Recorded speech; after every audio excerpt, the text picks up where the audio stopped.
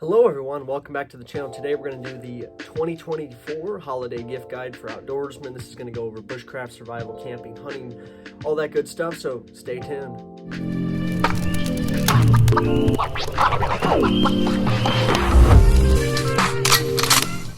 Before we get to that though, I'm going to ask you guys to subscribe to the channel if you have not already. Like, share, and comment. Helps promote the channel and the algorithms and helps me do what I do every single day, which is put out videos for you. Let's get into the video. So, welcome to the holiday gift guide for 2024.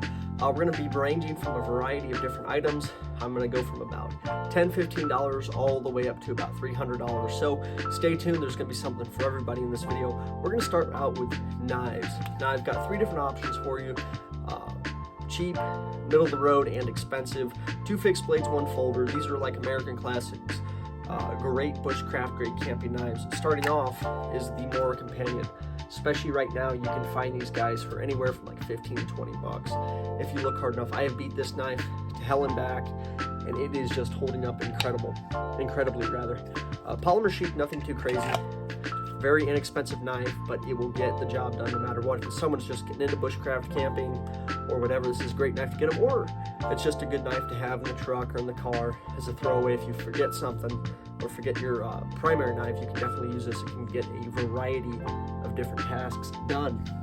Moving on, so that goes for about 20 bucks. Moving up to middle of the line, this goes for between 60 and 80, depending on different options. This is the Buck 110 Hunter, beautiful leather sheath, made in Mexico. The knife itself is made in the USA. Brass on the top, ebony, lockback design, 420 high carbon with the Boss heat treatment. Buck really knows what they're doing with this thing. I've used this thing all types of things. I've cleaned a deer with it. I've used it just for basic bushcrafting tasks, and it has not let me down. And Buck has an amazing lifetime warranty. So this is the Buck 110 Hunter again.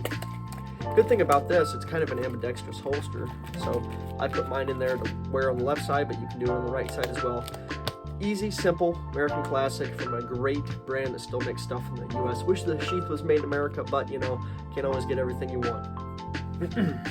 Moving on, so this is going to be more top of the line. This is probably going to be more than most people want to spend, but if you're looking for just a bomb-proof knife that is going to accomplish pretty much everything, this is definitely something to look at. So this is the White River Knives Ursus 45, and this one is in MagnaCut. I just picked this up actually, got delivered a couple days ago. So let's take a look at it. So I'm going to make a full video about this coming up here shortly. MagnaCut fixed blade, full tang, natural burlap micarta. You do have some Torx bits to tighten those handle scales, so if you do want to upgrade or whatever, this thing just feels absolutely amazing. Rock bows between 62 and 64. Do all manner of things. MagnaCut is the go-to super steel right now. Is it necessary on every single fixed blade? No, you can get away with 1095, D2, what have you. But this one's pretty cool. I haven't played around with it too much, but I am definitely looking forward to doing so. You have a polymer sheath with like this rubberized dangler option. It is ambidextrous. You just take these screws off, flip it around, which I will be doing, and it comes with its own beefy fire steel with that natural burlap micarta. So yeah, can't go wrong with that. This is gonna ring in right around the $300 price point. I think I paid $270, $280 with shipping. Not too bad. You do have the drainage on there, in case I did not show it. But yeah, that is 3 options for knives. You have your inexpensive around the $20 mark. You've got middle of the line. This is like an American classic, between 60 and 80 bucks, depending on where you can find it. Might be able to score a good deal on these with Black Friday and Cyber Monday. And you have the White River Knives Ursus 45. Let's move on. So if you're anything like me, you love to spend time outdoors, you love to spend time camping, something you run into is like, well, I can't necessarily have a fire, I don't want a fire, but I want to cook my own food. Now this setup right here is going to run you about 50 bucks with the fuel, but not too terrible. So this is going to be a camp stove setup, and I know they have the GSI pocket rocket and whatnot. That's great. You can get the jet boil as well, but this is a very inexpensive stove. But for this entire thing, it fits in a pretty small profile. I forget the exact brand on this. probably put it in the footnotes of this video. But you've got a decent sized burner on there, fits most of your pots and cookware like that. Don't have to worry about it blowing off too much. You can get this, a stainless steel or titanium cup like this, a stove, carry a couple of different lighters, titanium spoon, and a fuel source for around the $50 price point. So definitely a good option for the outdoorsman in your life who likes to camp a lot, but maybe wants to have something smaller to camp with, or to cook with rather, when they're in the outdoors. So it's just an option to keep in mind. I've used this thing all over the place, from the Mojave Desert to the Sierra Nevada of California to the Rocky Mountains, and it has not failed me yet. Holds up pretty well, and it is fairly fuel efficient. And the entire month-long road trip through the west, through the Rocky Mountains, I didn't go through this entire thing, and I used it about once or twice a day. Obviously your mileage might vary, but yeah, that's a great option for around the $50 price point. Moving on. So with winter coming up, it's important to stay warm, especially if you're going to be spending any amount of time outside. Now, a great inexpensive option is military surplus. I picked this jacket up at an Army Navy store for less than 20 bucks a couple years ago. I think they go for more now, especially with the wars winding down. You can get these relatively cheap. It's a Coyote, made by Polar Tech, I believe, made in the USA. Just a good little fleece jacket, and if you are a shooter, it's even better for you. So you've got these things, these little nylon fabric that goes against the so you've got these little nylon pads across your shoulders so you can wear a pack with this thing on, and also on your elbows you've got that a little bit more resistant covering compared to just the normal material here. So if you want to lay in the prone and shoot or whatever, I wore this thing in the field all the time when I was in the service. Definitely a big fan of it. Yeah, zipper, these things hold up pretty well. I've worn this thing for better part of a year and a half now. Polar Tech, made in the USA, great stuff. You can pick these up for relatively cheap, and they're just a great little cool option, especially if you're into hunting, camping, anything. Like a mid-layer kind of, wear a bigger coat over it, but it does the job. And I wear this thing all year round, summer, spring, fall, winter, especially in the chilly mornings during the summer. It's really nice to have. Something else, if you're not really into the more military surplus stuff, is a high quality flannel shirt. Now this one is made by G.H. Bass & Co. And I don't know if you can see just how thick that material is, but a lot of those cheapo depot $10 flannels are not going to hold up too well. And this thing's been in my family for years. I mean, probably decades, and it is still holding up. Beautiful black and white checkering flannel. Classic. This is what a lot of guys used to hunt in. Holds up well, especially working around a campfire, just doing camp tasks, and you don't necessarily want a big coat, but you want to wear something over your t-shirt like this. This is definitely a great option to have. I'm not sure exactly what they go for. I know most places, Bass Pro included, carry these for around like the $30 to $50 price point. Not too bad, and it'll definitely keep you warm out there. Moving on. Next thing we're going to get into is hydration. It is so important to stay hydrated when you're in the outdoors. Definitely a lot of ways to do that. If they don't have one already, just get them a cheap little Nalgene. I've obviously decked this one out with stickers from everywhere I've been, but they're like 20 bucks or less. REI, Walmart, anywhere. This is just a little 32 ounce, I believe. They make big ones, they make small ones, all kinds of good stuff. Just good to have in the pack as an extra water source. Now, say you're in an area where you can purify water, something I do strongly recommend, again, on that month-long road trip.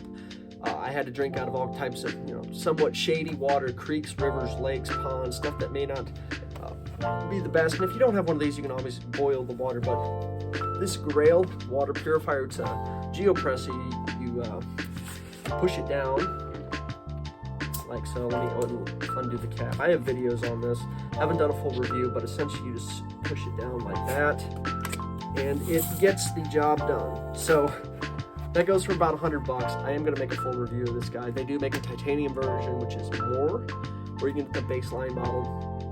Pretty small footprint, very light. You can hook it on a D-ring or a carabiner rather, and just carry it on your belt. This is what I did a lot of times while having the Nalgene in my backpack. Anytime I needed to fill up, I'd find a water source and just push this guy down, and you have water ready to drink. Now, those things are pretty good. The filters in them. So it looks like this thing is good for 65 gallons, so I'm actually going to need to replace mine here soon. 350 presses, and these go with these replacement cartridges, the filter and purifier ones. go for between like $20 and $40. I got this one at REI. I don't have the exact number at the moment, but it removes viruses, bacteria, and protozoa, improves the taste, filters microplastics and whatnot. Awesome thing. I think if you're going to go for a water purifier, something that's man-portable, that you're not dealing with bladders and all that crazy stuff, Grail is the way to go. Now, if you wanted to get them this combo, it's going to be about $150, I say. Grail's one of the best. I definitely recommend them. Let's move on. So something we're going to focus on next is medical. This gets skimped over a lot by people. People are like, oh, what kind of fixed blade do you have? What kind of 22 do you carry small game hunting? Everyone needs to carry medical on them. It's just a must. God forbid something happens, you want to be prepared for that. And this goes along with training for that. A lot of local municipalities will run just basic first aid classes just so you can have the know-how. So if you just get a little cut on your finger or a massive laceration, you know how to take care of it until you can get to a hospital with the proper authorities. Now, a lot of times, most stores in general will carry just like pre-made first aid kits, $10 to $20 range. Anything like Band-Aids, alcohol wipes, gauze pads, just basic stuff, tweezers, all that good stuff. Obviously, if you're taking prescription medication, I recommend you throw a couple doses in there. That way, God forbid, you get stuck in the outdoors for a couple nights, you can take care of yourself. This is more of just like general first aid. You get a little cut on your finger, scrape your knee, whatever. You can take care of it, most of the stuff in here. Now, to go along with that, I think you need training for this. Obviously, not giving any medical advice. I think everyone should learn how to use a tourniquet. This is a CAT T, just a basic. This is what we carried in the military and we're trained to use. A lot of law enforcement guys carry them too, EMTs and whatnot. These go for like $20 online. Figure out how to use these first. Do a training class with like the local paramedics or whatever. Find a course near you. We're living in an age where you can find all that stuff online, thankfully, but I think once you learn how to use these, carry one.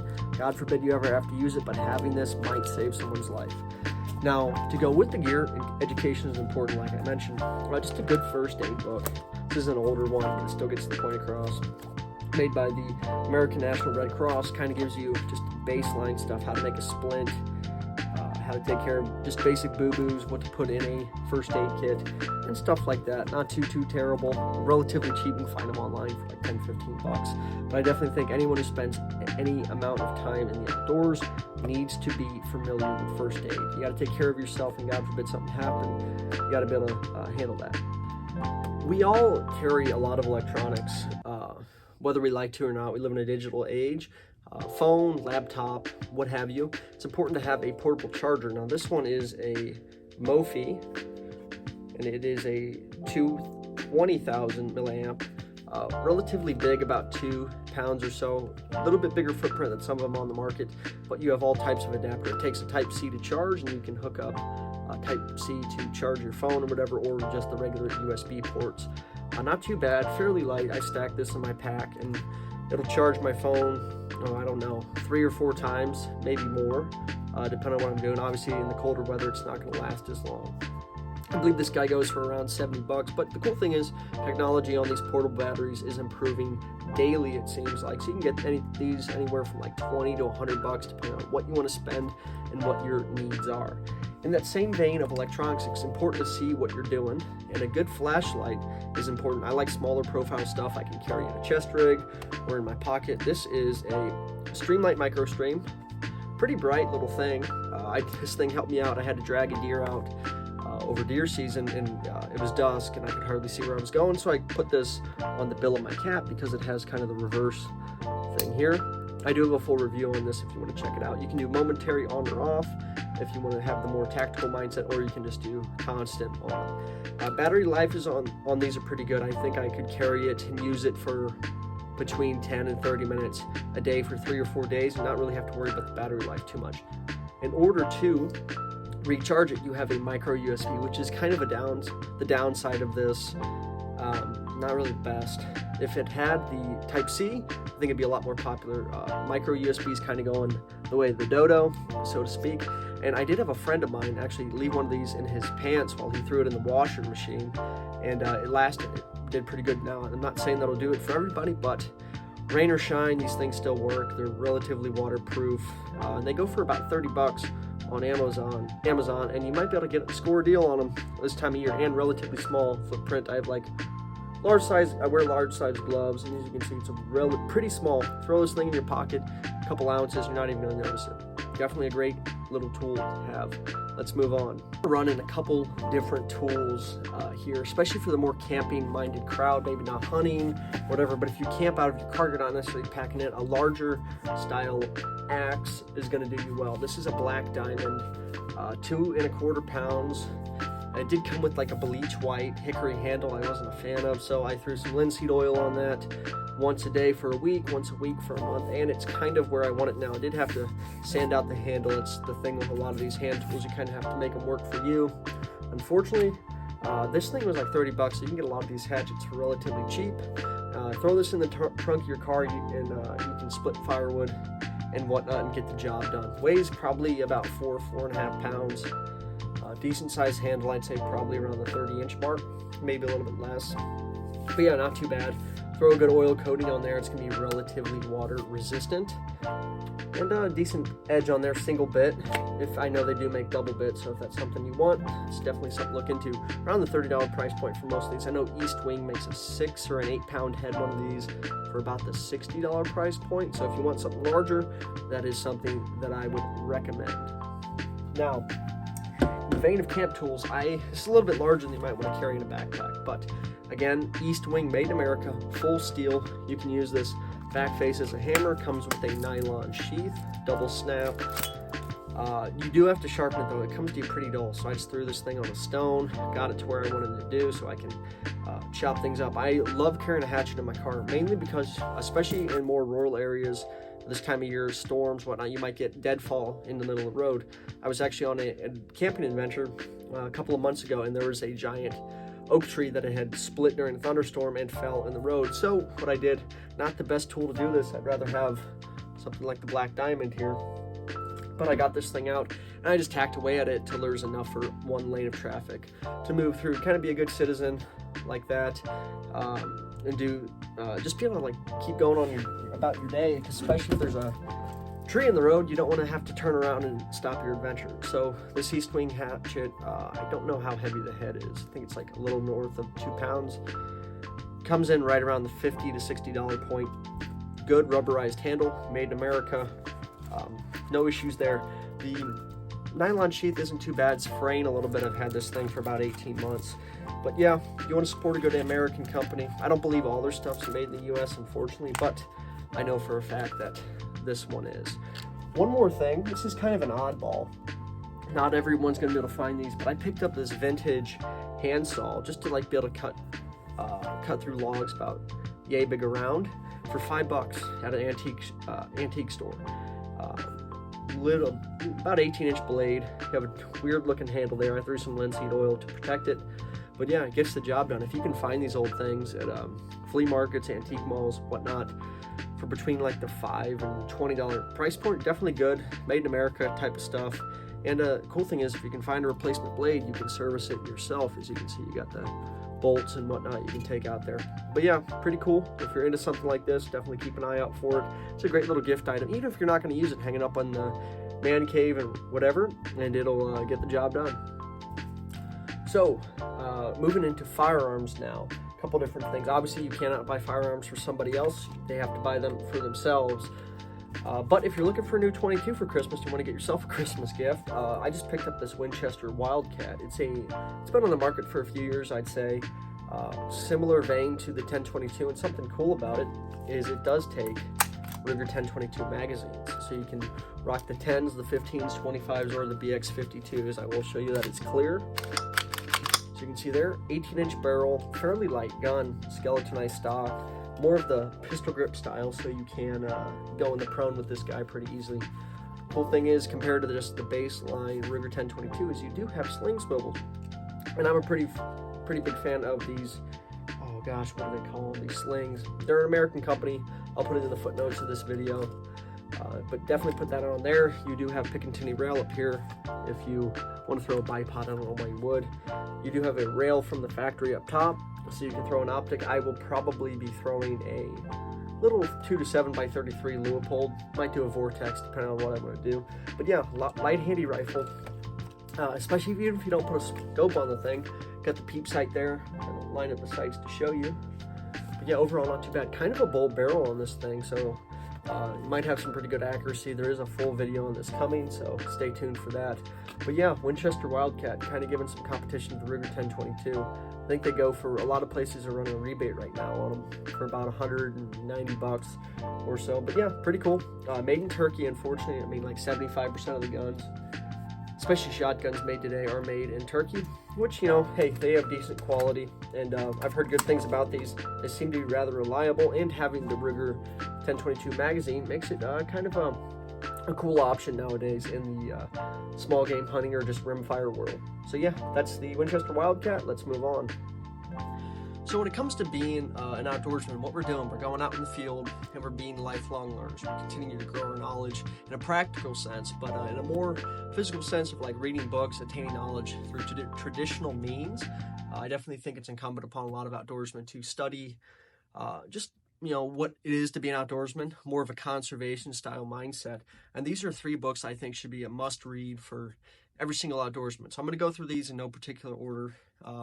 They're relatively cheap, find them on Amazon. The first one, I mean, Aldo Leopoldin wrote the Sand County Almanac. It's like the basis, the fundamentals of wildlife conservation and land ethics. Great book. I think everyone should read this. Not too long of a book. It's not even 200 pages. You can scroll through this in a weekend if you are so inclined. Goes for like 10-20 bucks on Amazon, so I definitely would recommend. Published in 1949 and still like the baseline for wildlife conservation, or the American model of wildlife conservation. But yeah, that one's pretty good. I love that. I love skimming through it, just seeing some of the profound quotes that Leopold has done. Now, that one is more related to hunting and whatnot as well. It has undertones of it at least.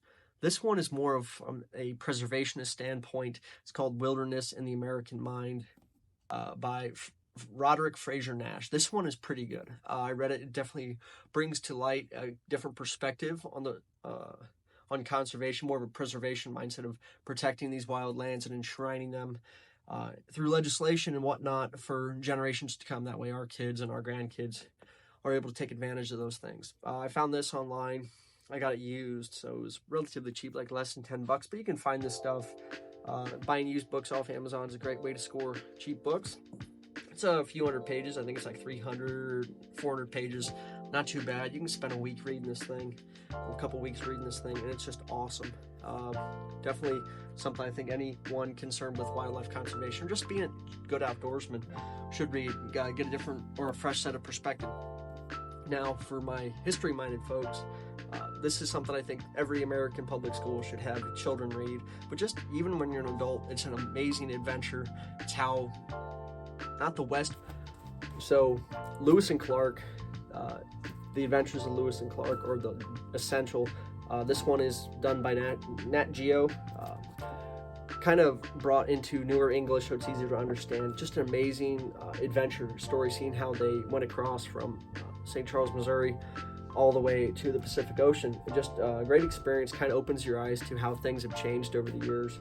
And a lot of these tribes they contacted, the Nez Perce, some of the Mondans, they were some of the first, I guess you could call them white explorers. They encountered, obviously, French and British fur trappers were there before them in a lot of cases, but kind of paved the road forward for Americans moving west in the following years. So this takes place from, I believe, 1803 to 1806. Definitely cool, a great read. I definitely recommend everyone to pick up a copy of this and just scroll through it. It is kind of dry in some spots, but I definitely think it is something that everyone should know about, a critical part of our history and how we figured out a way west. Pretty good book, definitely recommend it. Let's kind of shifting focus here, but a lot of people are getting into gardening now, which is pretty cool.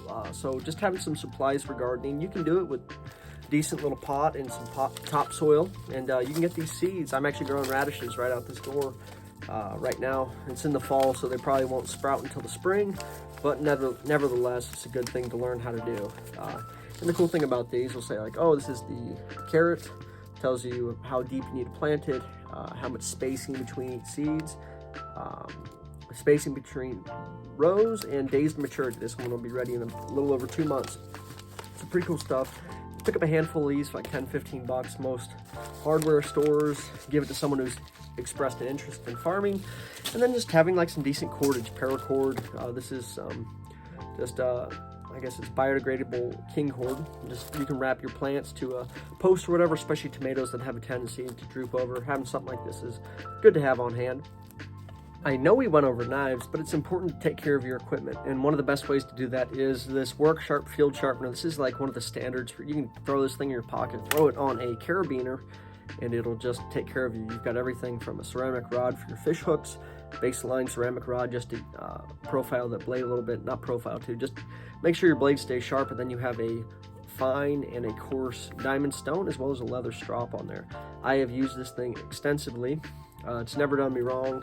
I've done everything from just resharpening my knives, honing my knives, to actually having to reprofile the edge on it when it's not quite to my liking. This thing goes for like 30-40 bucks. Work Sharp runs sales every now and again, so you might be able to get one cheaper than that. I definitely recommend anyone who's into knives, get them one of these. I'm sure they'll appreciate it. Work Sharp, I think, has videos on how to use it. Well, it's relatively easy. You have a 20-degree guides on there. It'll sharpen a variety of knives, and you don't really have to worry about it. But yeah, that's a Work Sharp. This would be a good combo for about the $50 price point. You get a Mora and a Work Sharp, so keep that in mind. And one last thing, this is kind of just a cool item. So I've just been getting into woodworking. I actually built this shelf back in October. It's holding up pretty good. I did a basic oil finish on this, nothing too crazy, but a great way to either start fires or to put a burn finish on some of your wood products is a little mini torch. You can get these at most hardware stores for around the $20 price point, and a lot of these little propane canisters fit right on there. Open it up, light it, and you're ready to go. Obviously, be safe with this. No, don't do anything crazy. You can get this entire combo most places for like 20-25 bucks. Not too bad, and it gives you a decent option too if you're car camping and you want to start a fire. Don't want to mess around with fire steel or matches. You can just use one of these and you'll have a fire started in no time. Thank you guys for watching so much. I do greatly appreciate it. Hopefully you're able to find something useful in here, maybe a gift you're going to get someone in your life. Hopefully I had some good ideas for you. Let me know what I didn't include that you would have liked to have seen. Any recommendations for next year? Maybe we'll make a stocking stuffer version of this video. Thank you guys for watching. Again, please like, share, comment, and subscribe. Greatly helps out the channel, and I would appreciate it. Thank you.